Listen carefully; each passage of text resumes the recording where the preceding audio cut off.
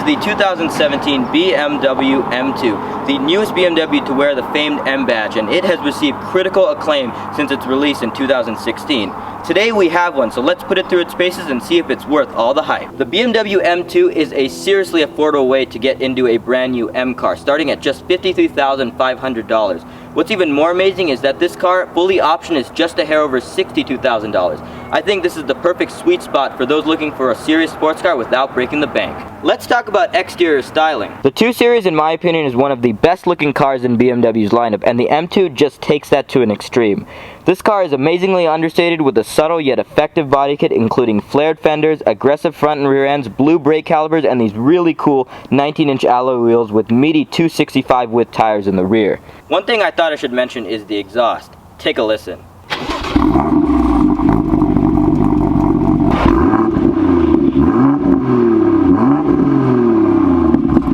Now let's talk about the interior. The M2 was built with one purpose in mind: to drive, and the interior really reflects this. As you can see, we have these really nicely bolstered sport seats, carbon fiber trim, blue stitching, and Alcantara on the parking brake and shift boots. From a technology standpoint, this is a typical BMW with a large center screen running iDrive with buttons underneath for all your essential controls. One thing that annoyed me was that BMW decided to make Apple CarPlay a $300 option when every other automaker throws it in for free. The BMW M2 doesn't have all of the over-the-top styling elements like the other M models, and definitely does not scream "look at me" as you drive down the road.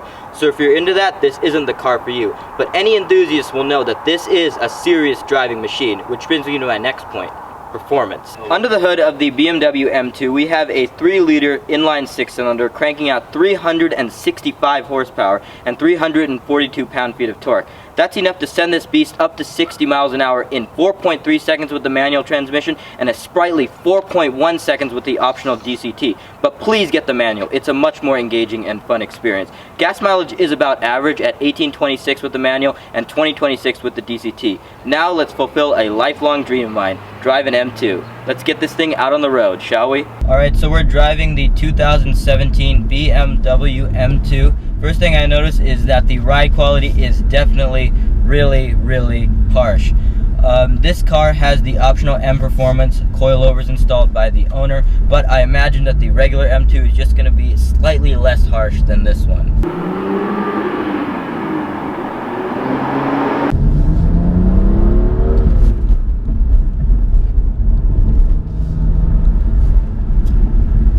Wow, this thing is absolutely quick. 4.3 seconds 0 to 60 time with the manual. That's really all you need with an M car. Handling the BMW M2 absolutely shines, as you'd probably expect. The steering is a little bit light for my taste, but that doesn't mean it's vague or off-center. You point the car and it just goes. I just wish that the steering was a little bit heavier like the older BMWs. The 6-speed manual on the M2 is absolutely outstanding. It's really easy to slot the car into gear. The shifter throws are nice and short. It really does inspire confidence in you as a driver. I know that's a pretty cliche thing car reviewers say, but it's absolutely true in this case. Now this car has a variety of driving modes. There's comfort. Who needs that on an M car? I mean, come on, it's an M car for crying out loud. Then there's Sport, which most people drive it in, and Sport Plus. I wouldn't use Sport Plus anywhere but the track, because I believe that turns off traction control, and that's not good for local roads. This car has an overboost feature, which gives it absolutely no turbo lag. I really do like that because this car comes alive at lower RPMs. One thing I didn't really like about the M2, and again, this is a very small nitpicky thing, but it was the way you put it into reverse. You have to pull really hard to the left in order to slot it into the reverse gear. And I've driven a lot of manual cars that have the same mechanism, but you don't have to pull them nearly as hard. This time I really felt like I was going to pull the shifter out of its little boot, but you really have to put some manpower into getting it into reverse. The clutch on this vehicle is really easy to figure out. It's not like some other clutches where they almost feel like they have 2 different engagement points. I just got in this car after a couple tries. I was good to go. The M2 also comes equipped with active rev matching, which really makes it easier to drive this car if you're not as experienced with driving a stick shift. Like I said before, the exhaust on this car is really nice. Even though it is a 6-cylinder, it has a nice throat to it. Really do like the steering wheel feel on the M2, even though it's not coated in Alcantara like some of the other M models. It's all you need carving the canyons on the weekends.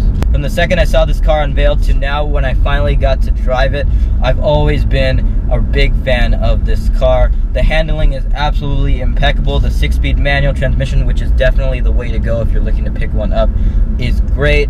This is the perfect package to drive around the canyons, and the best part is you get to use all 365 horsepower of the M2 on regular roads, unlike the M4, the M5 with 600 plus horsepower, where you really have to put it on a track or a drag strip to unleash the full potential of that beast. This car is the perfect M car, and I really do think it's all the M you need. In summary, just because the BMW M2 doesn't make 20 million horsepower like the rest of the M lineup doesn't mean you shouldn't buy it. It's extremely affordable, extremely stylish, and an absolute blast to drive.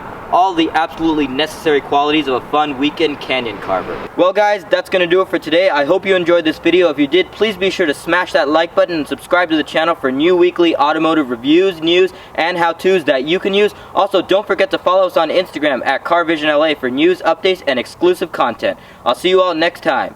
Peace out.